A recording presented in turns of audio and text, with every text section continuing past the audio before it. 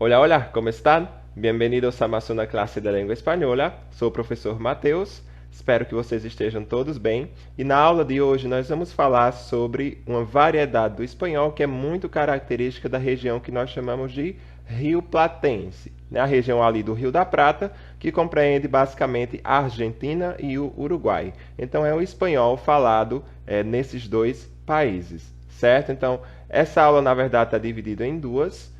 Nesse primeiro vídeo, nós vamos falar aí sobre questões de léxico, então são questões de vocabulário, né, que vão diferenciar essa variedade do espanhol das variedades faladas em outros países, certo? E esses dois fenômenos que nós vamos estudar, né, relacionado ao vocabulário desse espanhol rioplatense, são o lunfardo e o voceu, certo? Então, fica comigo aí, ojo, e vamos a empezar. Bom, então primeiro eu vou falar um pouquinho aí sobre a localização dessa região que a gente chama de Rio Platense, né, para que a gente entenda onde é que a variedade desse espanhol é falada. E essa variedade do espanhol tem esse nome, né, Rio Platense, justamente porque vem do Rio da Prata, que fica ali bem na divisa entre a Argentina e o Uruguai. Então vocês têm aqui um mapa, a Argentina está em verde e o Uruguai em laranja, e o Rio da Prata fica ali bem na junção, bem na divisa entre esses dois países, certo? Como vocês podem observar aí, é na verdade um estuário, então é o momento que alguns rios encontram o oceano, e a esse encontro ali, né, essa divisa entre esses dois países, dá-se o nome de Rio da Prata. Então fica basicamente ali na região de Buenos Aires, né, que é a capital da Argentina, e compreende ali também quase que todo o Uruguai. Então, quando a gente fala em espanhol Rio Platense, é basicamente o espanhol falado nessas regiões, certo? E o primeiro aspecto que eu vou falar aí desse espanhol, né, dessa variedade do espanhol, o espanhol rioplatense, é o lunfardo.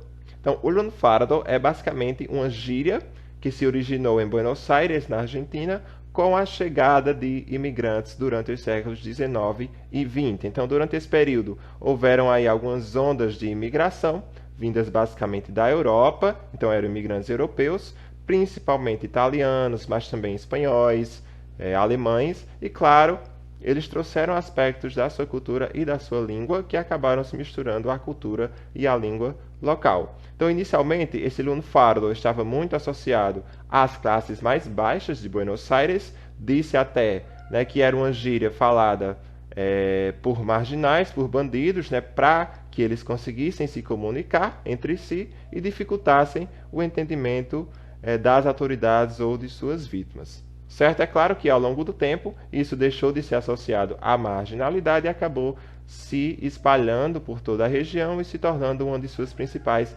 características linguísticas. Certo? Então, para contextualizar, eu trouxe aí algum vocabulário utilizado especificamente nessa região e que dá-se o nome de lunfardo. É importante dizer que não forma uma língua específica separada do espanhol, mas traz apenas algum vocabulário específico que caracteriza muito essa região e essa variedade do espanhol. Certo? Então, por exemplo, é muito comum lá chamar garotos de pibes. Então, pibes são meninos, garotos.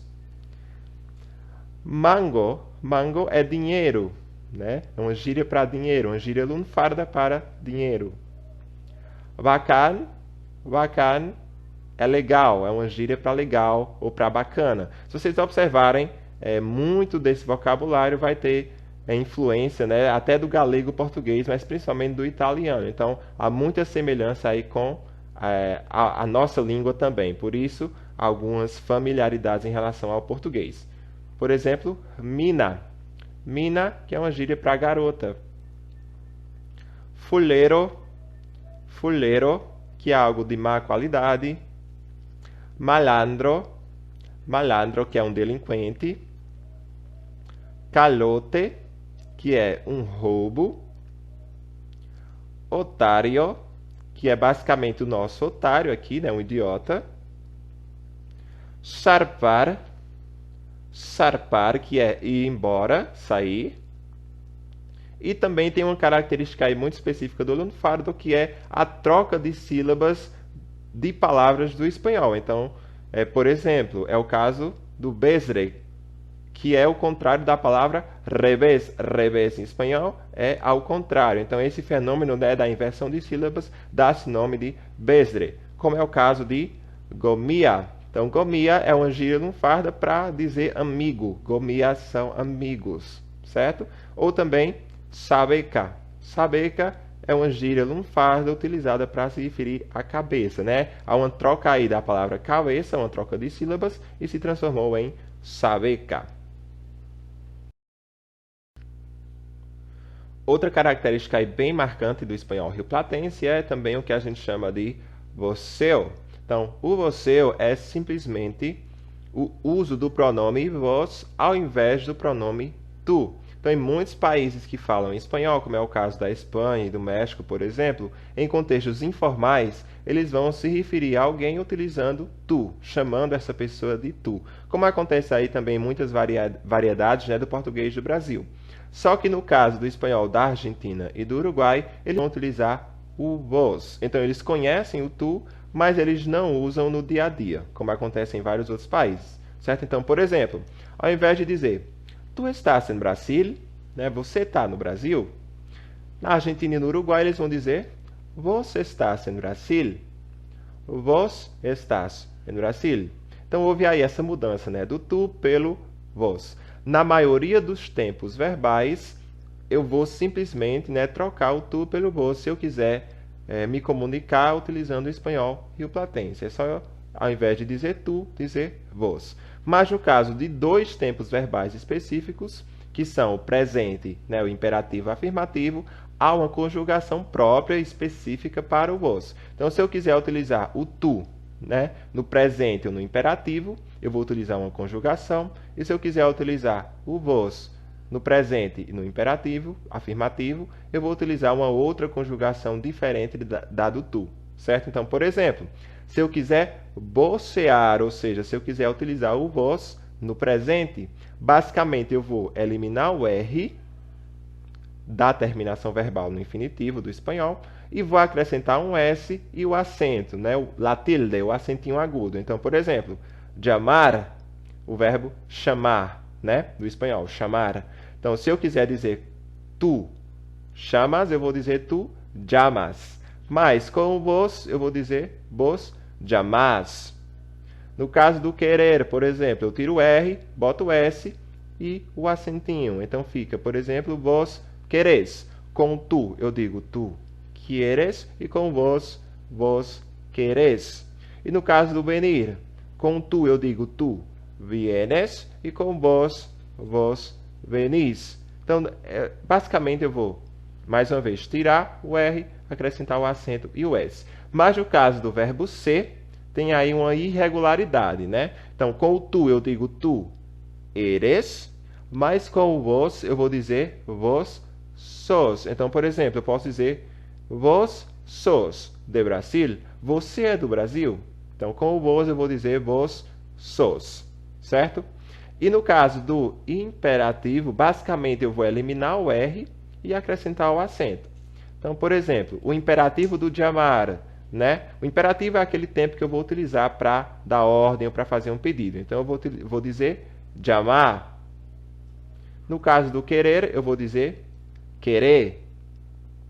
E no caso do venir, eu vou dizer venir. Então, quando a gente for ver, né, esses tempos verbais específicos, a gente fala mais detalhadamente sobre essa variação. É importante que fique claro aqui que, na maioria dos tempos verbais, eu simplesmente vou trocar o tu pelo vos, no caso do espanhol rioplatense. E um segundo aspecto que é importante dizer é que isso não está restrito ao espanhol rioplatense. Então, em vários outros países ali, principalmente da América Central, também eles vão utilizar o vos. Só que no caso desses países, eles não utilizam só o vos, o tu também ainda aparece, né? E no caso da região rioplatense, o tu, basicamente, ele não é usado. Eu vou utilizar simplesmente o vos e as conjugações específicas do vos, certo?